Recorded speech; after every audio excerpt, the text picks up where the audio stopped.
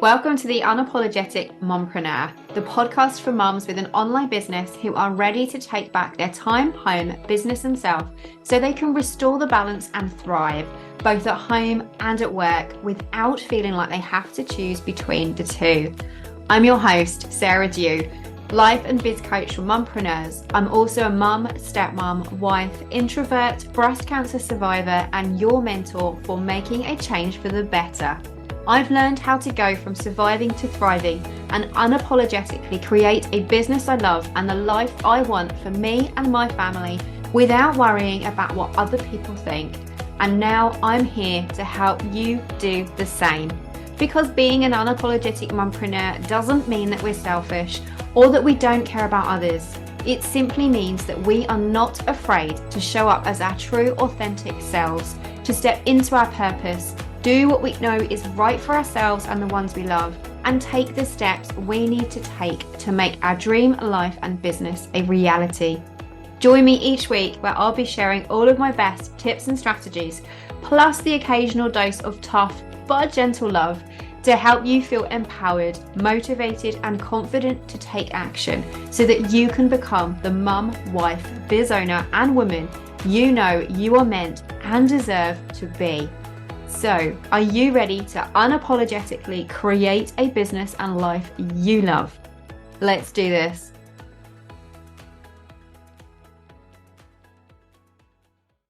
Hey there, and welcome to episode 28 of the Unapologetic Mompreneur podcast.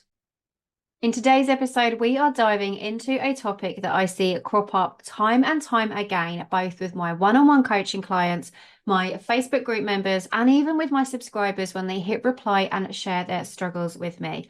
And that is how to feel less isolated when working from home. And I totally get it. It's definitely something that crops up for me time and time again. But if it's something that you struggle with too, and you're looking for a few ways to feel less isolated when you are working from home, stay tuned because this episode is for you. I'll be sharing a few simple things that you can do to help you feel more connected to people and less isolated and lonely when you are working from home. As much as I love being my own boss and working from home, staring at the same four walls a day in, a day out with no one else to talk to, unless you count my French bulldog pups, it can be pretty lonely at times. It wasn't so bad when Harrison was still at primary school, as I would get to see my fellow mum friends in the playground twice a day. But now he's at secondary school, there is no playground. Well, there is, but it's apparently not cool to be standing there waiting anymore.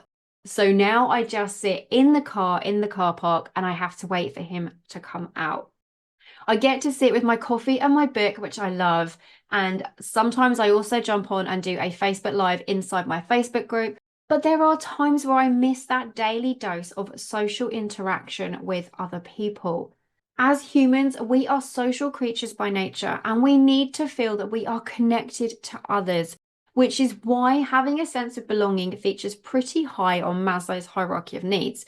But when you have an online business and you work from home, sometimes that can be pretty hard to achieve, especially if you're like me, that you're now no longer doing the school run and you have your online groceries delivered. You basically never get to leave the house or see anybody all week.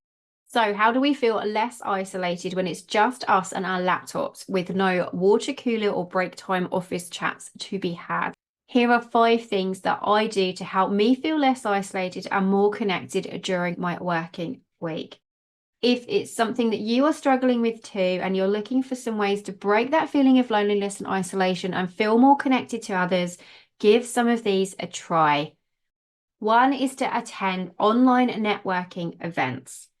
One of the advantages of having an online business is that you get to connect with people all over the world. And that is one of the things that I love most about my business, the amazing people I have met that I would never, ever have met any other way because they are in a different country. The plus of this as well is that it makes it so much easier to expand your network because many courses and programs come with weekly or monthly networking events via Zoom, and that allows us to connect with others without having to leave the house. I have several online networking groups that I'm part of, And although I used to be super, super nervous about showing up on camera and talking to people that I didn't know, I have made some amazing, great connections and even made some new biz besties that I have taken part with collaborations in as a result of what online networking events. It is a great way to meet other people without having to leave your house, and it helps you expand your network too, and just helps you to get that little bit of social interaction and connection. What online networking events can you join? Take a look at some of the groups that you're already in, some of the courses that you're already in, some Facebook groups that you're already in, and see if there are any networking events that you can do, or search some or ask some of your other business friends of what online networking events they go to and sign up for them too. I've got 2 or 3 that are my favorite that I do every single month, and I always look forward to them and always generally see the same faces, but sometimes I get to meet some new faces too, and I absolutely love it. Sticking with networking, number 2 is to attend in-person networking events. Now, thankfully, with the majority of in-person event restrictions having been lifted from COVID, it's the perfect time to start connecting with people in your local area. Your business might be online, but there are always great opportunities and collaborations to be had with local entrepreneurs and mums in business and businesses in general.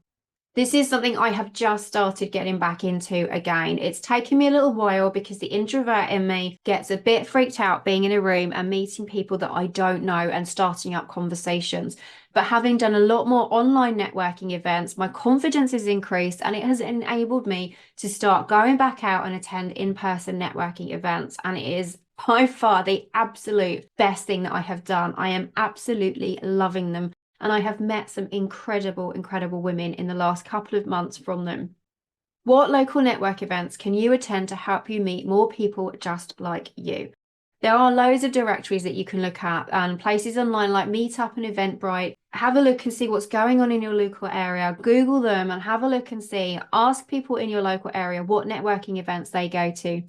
Another good way of finding out what's going on is to check the websites and events of local hotels, halls, and conference centres in your area and see what they've got going on too. And if you can't find one, you could always start your own. Number 3 is to get an accountability partner.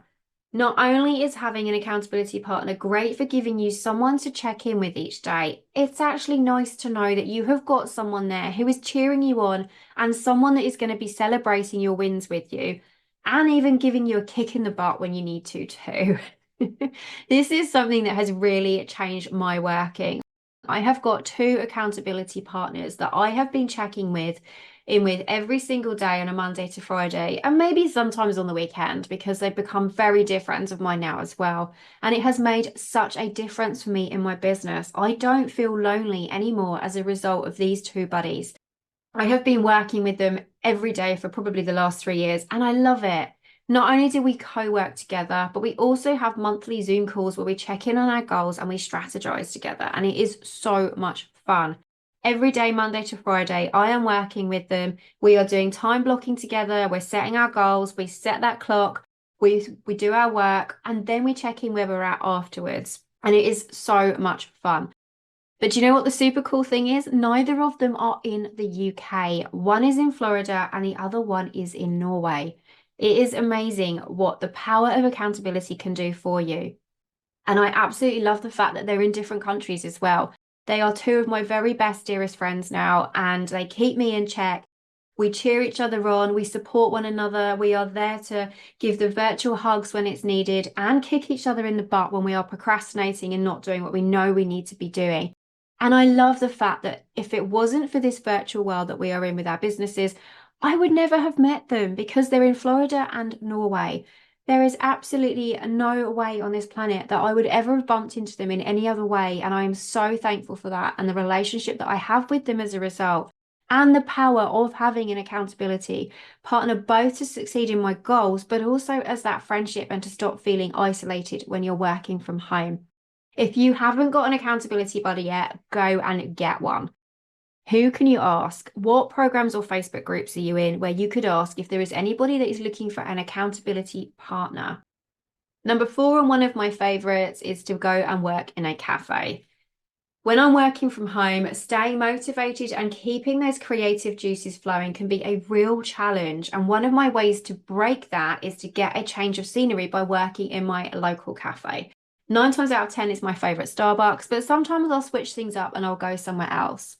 It's a really good way of getting away from the same four walls, and especially if you're wanting to focus on a particular project or a task, or you want to spend some time reviewing your goals or brainstorming or thinking about your next round of content, it's a good opportunity to just get that change of scenery because it really can spark things up.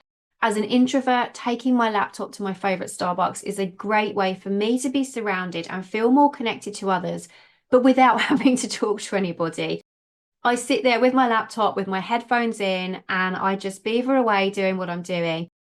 I don't talk to anybody, but it is really nice just to be surrounded by other people and feel like I'm part of a social something.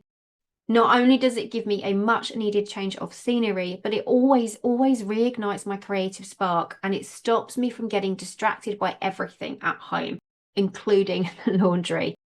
If this isn't something that you do yet, go and give it a go. Go and take your laptop to your favorite cafe or to the library or somewhere that you can work and get a change of scenery. You don't even have to take your laptop. If you're looking to do some brainstorming or some goal planning or some strategizing, go somewhere with your notebook and pen and team it up with a bit of retail therapy and sit and enjoy a coffee and maybe have some lunch and make a day of it. You will come back feeling so refreshed and invigorated. It's one of my favorite ways to feel less isolated. Finally, the last thing that I have done to help me feel less isolated working from home is to try a co-working space. This was something really outside of my comfort zone, but I actually really enjoyed it. It was something that I have never done before. And until fairly recently, I didn't even realize that it existed.